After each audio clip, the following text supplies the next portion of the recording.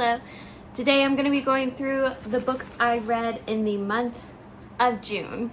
This is my worst reading month that I can really recall in probably a couple of years.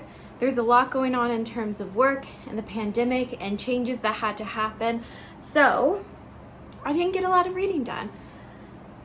But I thought, let's go through the 5 books. And honestly, to be perfectly fair, it wasn't even like the quality of reading was bad. I just didn't read. There was just like a couple of weeks that I did not pick up a book, or I would pick up a book and put it right back down. I just wasn't interested. I stopped and started probably offhand maybe 8 novels that I never wound up picking back up again. So let's go over it. At the top of the month, I read Andrew O'Hagan's Mayflies. So this was about a group of young men that are friends. I believe it takes place in the 80s. In the 80s, when they are young and in college, and they're going on a cute little like trip to go see a band, and it's a 2-part kind of timeline we're dealing with, where later on in life we are discussing 2 of the friends, where they've ended up and what's going on in their lives now. So I enjoyed it. I rated it 3.5 out of 5 stars, just because I think maybe not quite enough is happening for me, but at the same time I enjoyed it. I took away some stuff from it, so it was very interesting.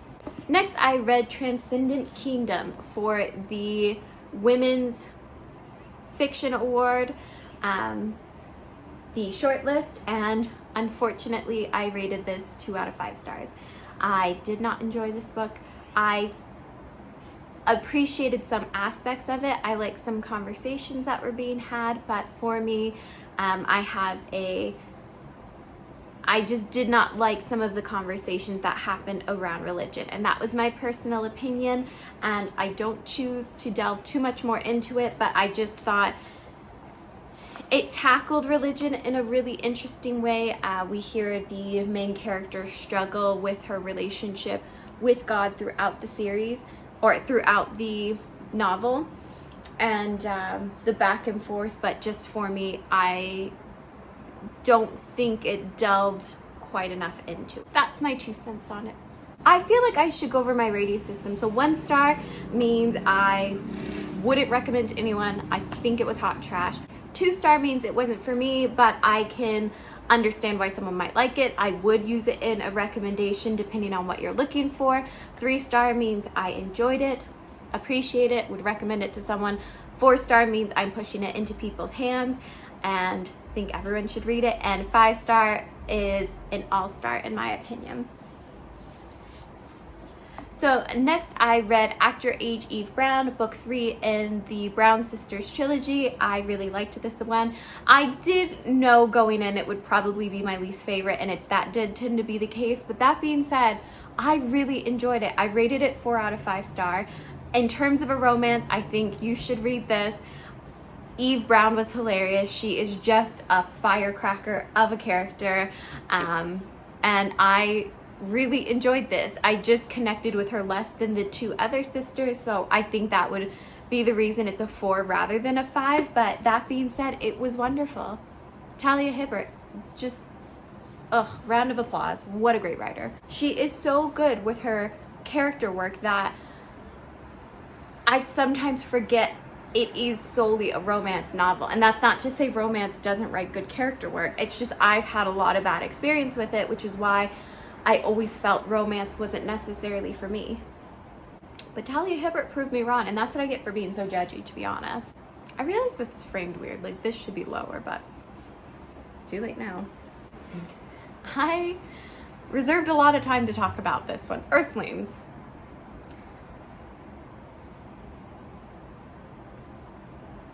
I still don't have a rating for this. I can't tell if I would rate this a 1 star or a 5 star. I think a 5 star. And listen, I said in the month of May that I wanted to read weird books, and my God, did I hit the lottery with this one.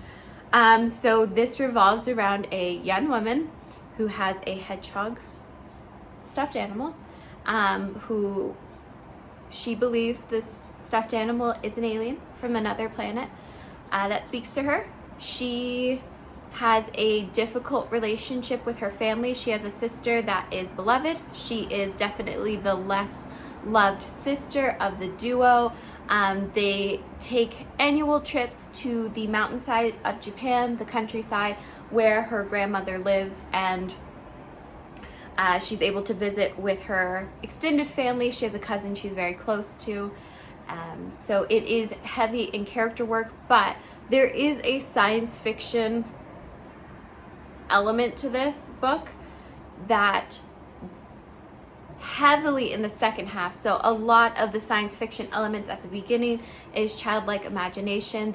I would give a heavy trigger warning for sexual assault, sexual abuse, pedophilic nature, anything like that, domestic abuse, violence, just like trigger warning.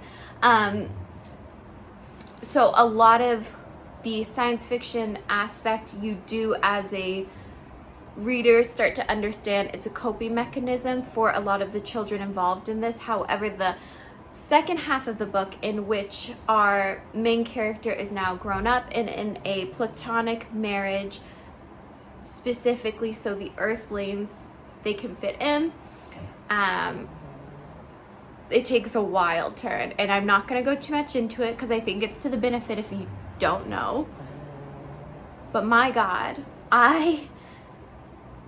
the ending was something. I liken this to reading Bunny. I didn't know what I was picking up when I read Bunny.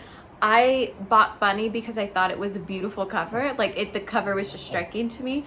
I got this because one of my friends recommended it, saying like, hey, if you like crazy books, you should read this. When I closed the last page of this, I immediately texted her, what's wrong with you? Why are you reading stuff like this? And also, thank you. I'm simultaneously concerned and impressed with this being one of her favorite books. I feel like I need to read it again, but also I believe this is why I was in a reading slump. I read those 3 books I just went over back to back within about 5 or 6 days of each other. I read this, finished it, didn't give it a rating, and then proceeded to hit a slump for about the next 2.5 weeks, 3 weeks of the month, which is unheard of for me. So I don't feel like I'm pitching this well. I think this might be one of the best books I've read. Or the worst. I really can't decide. I guess we'll find out at the end of the year if it's in my top reads of the year. But I think it was brilliant. Either way, I was so disturbed leaving this book. Murata is just... It was like the premise, not the premise, but the general feeling and sentiment of Convenience Store Woman, which was her debut novel, but times a million, and then add sci-fi. Oh, what a wild ride.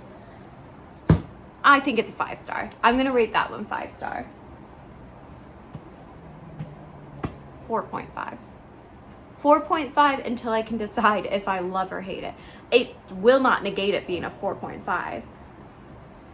But if I love it, it'll push it up to a 5-star. But I think I need to stop having reoccurring nightmares about hedgehogs before I can settle into my proper rating.